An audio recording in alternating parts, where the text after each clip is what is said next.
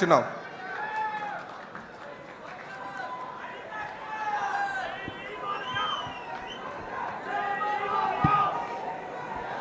అందరికీ నమస్కారం. జై తెలుగుదేశం. ఈ మాట వింటేనే నీతి నిజాయితీ కలిగిన తెలుగుదేశం పార్టీ గుండెలు ఉప్పొంగాల. అవినీతి పార్టీలో కూరుకుపోయిన మనుషులకి గుండెలో రైళ్లు పరిగెట్టాలా. అది నినాదం అంటే మరొక్కసారి జై తెలుగుదేశం. రాజకీయ చరిత్రలో స్వతంత్రం వచ్చిన తర్వాత నుంచి అణగారిపోయిన తెలుగు ప్రజల అభిష్టాన్ని తెలుసుకొని సంక్షేమం గురించి, అభివృద్ధి గురించి, తెలుగు జాతి గౌరవం గురించి అలనాడు స్వర్గీయ ఎన్టీ రామారావు గారు పెట్టిన ఒక పార్టీ, అదే ఒక చరిత్ర, అదే ఆ తెలుగుదేశం పార్టీ.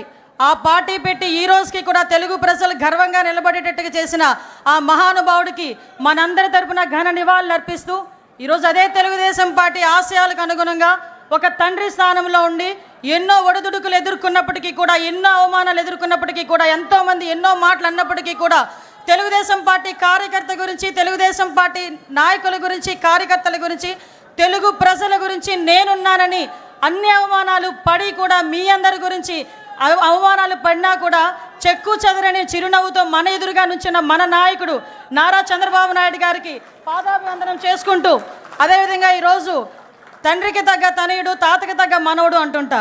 మొన్నైతే తండ్రికి తగ్గ తనయుడని చాలా సందర్భాల్లో నేను నిరూపించిన నా సోదరుడు లోకేష్ బాబు గారు మొన్న మానవత్వం, తెలుగుదేశం పార్టీ అంటేనే మానవత్వంతో కూడిన పార్టీ అని తాతకి తగ్గ తనయుడిగా మొన్ననే నిరూపించిన తన సొంత ఖర్చులతో అవయవ దానం చేసిన ఒక గుండె మార్పిడి విషయంలో ముందుకొచ్చి నడిపించిన వ్యక్తి నా సోదరుడు అని గర్వంగా చెప్పుకునే మా జాతీయ ప్రధాన కార్యదర్శి నారా లోకేష్ బాబు గారికి, అదేవిధంగా రాష్ట్ర పార్టీ అధ్యక్షులు పల్లా శ్రీనివాసరావు గారికి, ముఖ్యంగా ఈ వేదికను అలంకరించిన అతిరథ మహారథులు.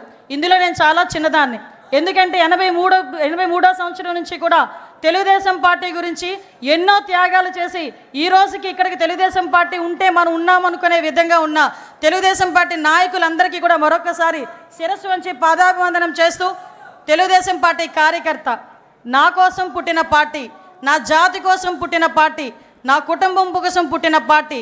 ఈ పార్టీ జెండా ఎన్ని ఒడిదుడుకులున్నా కూడా కిందన పడకూడదు అని, పడే సందర్భం వచ్చినా కూడా కిందన పడనివ్వకుండా 2 చేతులతో ఒడిసి పట్టుకొని ధైర్యంగా గుండె నిబ్బరం చేసుకొని గుండెని చీల్చుకుంటూ బయటకు వచ్చిన జెండాను పట్టుకున్న ప్రతి కార్యకర్తకి కూడా పేరు పేరున శిరస్సు వంచి పాదాభివందనం చేస్తున్నా. ఎందుకంటే ఈరోజు తెలుగుదేశం పార్టీ బలగం తెలుగుదేశం పార్టీ కార్యకర్తలే. ప్రతిసారి తెలుగుదేశం పార్టీ అధినాయకుడు మా నారా చంద్రబాబు నాయుడు గారు చెప్తుంటే ఒక్కొక్కసారి నాకు 12 సంవత్సరాల రాజకీయ అనుభవం, ఈ రాజకీయ అనుభవంలో చూసిన సందర్భాలు చాలా ఉన్నాయి. మేము పార్టీ క్యాన్వాసింగ్కి వెళ్ళినా, ఎక్కడికైనా మీటింగ్కి వెళ్ళినా పెద్దవాళ్ళు 2-3 వచ్చి ఏదైనా పెన్షన్ అడుగుతారేమో, లేకపోతే ఏదైనా హౌసింగ్ స్కీమ్ అడుగుతారేమో అనుకుంటే నా దగ్గరకు వచ్చి చాలా సందర్భాలు, అమ్మ పార్టీ జెండా ఇవ్వమ్మా, మా ఇంటికి కట్టుకుంటానని చెప్పి సందర్భాలు కూడా చాలా ఉన్నాయి. అటువంటి మహానుభావులందరూ ఉండబట్టే 43 సంవత్సరాలుగా ఎన్నో ఒడిదుడుకులు ఎదుర్కొన్నా కూడా ఈరోజు పార్టీ నిలబెట్టుకోగలుగుతున్నాం. ముఖ్యంగా తండ్రి స్థానంలో ఉన్నారని ఎందుకు మాట్లాడుతున్నానంటే గౌరవ చంద్రబాబు నాయుడు గారి గురించి. ఏదైతే పార్టీ ఈరోజు మన సిద్ధాంతం పేదరిక నిర్మూలన అని మన సిద్ధాంతం. నేను కమ్యూనిస్ట్ని కాదు, నేను సోషలిస్ట్ని కాదు, నేను హ్యుమానిస్ట్ని అని చెప్పి ఆ రోజు ఎన్టీ రామారావు గారు చెప్పిన సందర్భం నుంచి ఈ రోజుకి నేను అదే విధంగా ఉంటాను అని చెప్పి ఈరోజు నీతిగా, నిజాయితీగా తెలుగు రాష్ట్ర ప్రజలు ప్రపంచవ్యాప్తంగా గర్వపడేలా ఈరోజు ముందుకి విజనరీతో నడిపిస్తున్న నాయకుడు. ఈ సందర్భంగా మనందరికీ కూడా ఒక విషయం చెప్పాలి. 1998లోనే అమెరికాలోని ఇలినాయిస్ గవర్నర్ జిమ్ ఎడ్లర్ గారు చంద్రబాబు నాయుడు గారి గౌరవార్థం సెప్టెంబర్ 24న నాయుడు డేగా ప్రకటించిన సంగతి ఇక్కడున్న చాలా మందికి తెలియకపోవచ్చు. ఈరోజు చాలా గర్వపడుతున్నా. అటువంటి నాయకుడు నాయకత్వంలో ఈరోజు ఒక తెలుగుదేశం పార్టీ కార్యకర్తగా నించున్నా కూడా అది జీవితానికి పరమార్థమే అన్న విషయాన్ని ఈ రోజు నేను గర్వంగా చెప్పగలుగుతున్నా. మీ అందరికీ తెలియాలి, గౌరవ చంద్రబాబు నాయుడు గారు అంటే మనందరం కూడా చంద్రబాబు నాయుడు గారు ఒక ముఖ్యమంత్రి హోదాలో, ప్రతిపక్ష నాయకుడి హోదాలో చాలామంది చంద్రబాబు నాయుడు గారి దగ్గరికి వచ్చేటప్పుడు నా స్వయంగా నేను చెప్తున్నా, ఈ సందర్భం ఎప్పటి నుంచో చెప్పాలనుకున్నాను కానీ చెప్పలేకపోయా. నేను కూడా చాలా సందర్భాల్లో చంద్రబాబు నాయుడు గారి దగ్గరికి వెళ్ళి చాలా విషయాలు సార్తో మాట్లాడేయాలని చెప్పి మాట్లాడడానికి వెళ్తా. ఏమ్మా అనిత, ఏమ్మా అంటారు, అనిత కూడా కదా ఏమ్మా అంటారు, అనేసరికి మొత్తం మర్చిపోతా. 2 సార్లు అలా వెనక్కి తిరిగి వచ్చా. 3వసారి చిన్న పేపర్ మీద రాసుకెళ్ళా. రాసుకెళ్ళి ఏంటో రాసుకొని వచ్చావు అన్నారు.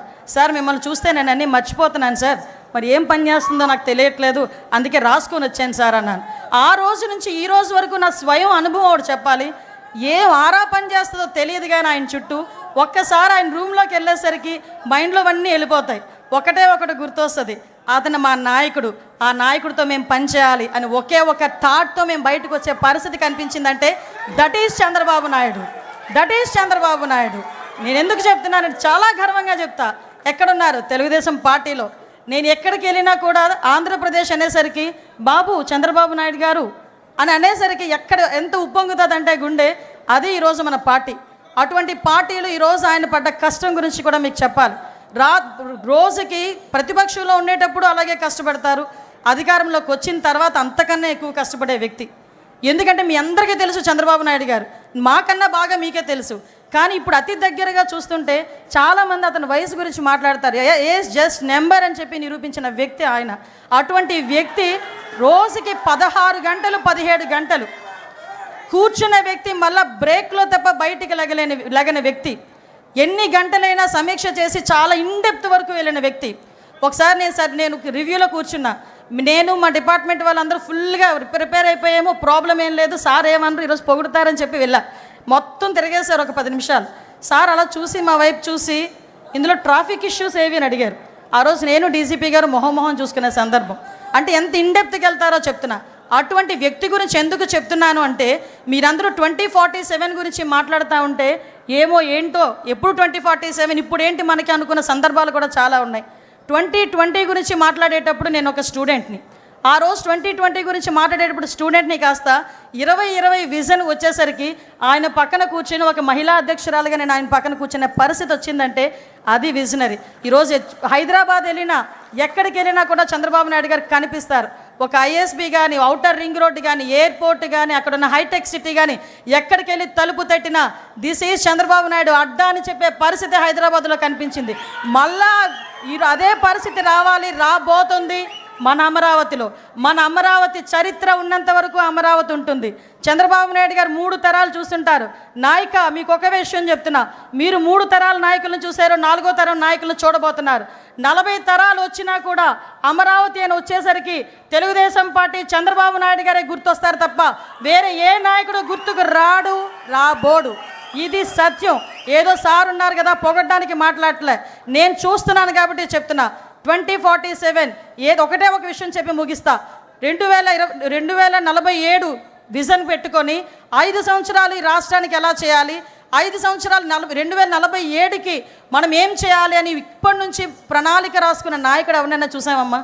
మనమే ఇంట్లోనే ఉన్న పద్దులు రాసుకోము, సంవత్సరానికి సరిపడి ఏం కావాలి, ఏం చేయాలి, నా పిల్లడు ఏం చేయాలి మాట్లాడుకోము. నీ పిల్లడు ఏం చేయాలి, నీ పిల్లడికి ఎలాంటి ఉద్యోగం కావాలి, నీకు ఎలాంటి ఇల్లు కావాలి, నీకు ఎలాంటి జీవనోపాధి కావాలని 24 గంటలు లోపల కూర్చొని రాసుకుంటున్న వ్యక్తి అమ్మా ఆయన. అటువంటి వ్యక్తిని మనందరం కూడా ఎంత దీవించాలో ఒక్కసారి ఆలోచన చేసుకోండి. ఈ పేదరిక నిర్మూలనే ప్రధాన ధ్యేయంగా పుట్టిన తెలుగుదేశం పార్టీకి నిజంగా మణిహారం మన చంద్రబాబు నాయుడు గారు. ఎందుకు చెప్తున్నానంటే మన సీఎం గారి గురించి, ఈ రేపు 2047 ఉగాది రోజున 2047 విజన్ ప్రకారం పేదరిక నిర్మూలనే ధ్యేయంగా, తలసరి ఆదాయం పెరగటమే ధ్యేయంగా 20 లక్షల కుటుంబాలకి చేయూతగానిచ్చే విధంగా రేపు 2047 P4 విధానాన్ని ప్రవేశపెట్టడం, ఇదే ముందు రోజు మనం నిజంగా అదృష్టం అదే కలిసి వచ్చింది. ఈరోజు ఆవిర్భావ దినోత్సవం జరుపుకోవడం, ఈ 2 కోయిన్సిడెంట్స్గా జరిగినాయి. అది ఆయనకి మన పూర్తి సహాయ సహకారాలు మన సీఎం గారికి అందించాలి, మన జాతీయ అధ్యక్షుల వారికి అందించాలి. అదేవిధంగా మనం ప్రతిసారి కూడా ఎలాగైతే ఎన్నిదన్నుగా ఉన్నారో, ఆయన కష్టంలో ఉన్నప్పుడు, నష్టంలో ఉన్నప్పుడు, అవమానం భరించినప్పుడు, ఆయన జైలుకి వెళ్ళినప్పుడు కూడా ఎంతోమంది ఈరోజు ప్రపంచవ్యాప్తంగా బయటకు వచ్చి ఆయన గురించి మాట్లాడి ఆయన గురించి ధర్నాలు చేశారంటే, అటువంటి నాయకత్వంలో మనం ఉన్నందుకు ఒక్కసారి పసుపు జెండా పట్టుకొని గట్టిగా తిప్పాలి. జై తెలుగుదేశం! ఈ అవకాశం ఇచ్చిన ప్రతి ఒక్కరికి కూడా ధన్యవాదాలు తెలియజేసుకుంటూ సెలవు తీసుకుంటున్నాను. జై హింద్.